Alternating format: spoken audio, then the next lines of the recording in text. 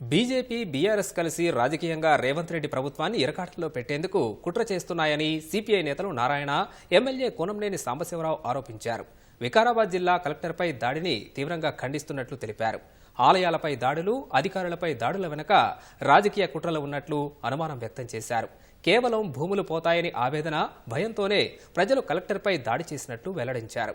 ఆర్థికంగా, రాజకీయంగా వెనుకబడిన వర్గాలను ప్రోత్సహించేందుకు చేపడుతున్న కులగణనకు మద్దతు తెలిపారు.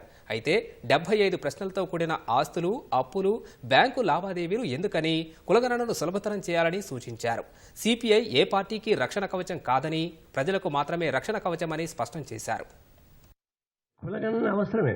రాజకీయాలలో ఎవరైతే పైకి రాలేకుండా పోతున్నారో వాళ్ళ నుంచి ఈ సీరియస్నెస్ వచ్చింది. పేద వర్గాలని పైకి తేవాలంటే ఆర్థిక పరమైన విధానాల ద్వారా వాళ్ళని పైకి తీసుకొచ్చాలని మా ఉద్దేశం.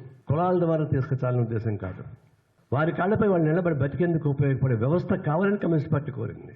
దాన్ని సింప్లిఫై చేయాలి కదా, అనవసరంగా భ్రమలు పెట్టి గందరగోళం చేసి. అందువల్ల ఇప్పుడైనా సరే మించిపోయిందేం లేదు, సింప్లిఫై చేయండి.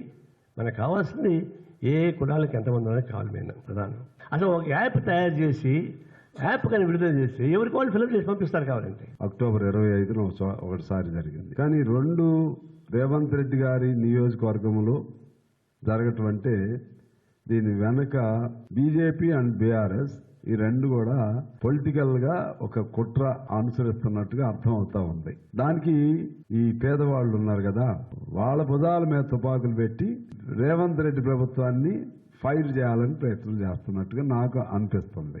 దాన్ని తీసుకుని కేసులు లాంటి జోలికి వెళ్లకుండా వీళ్ళ కుట్రని వెడగొట్టి చూడాలి.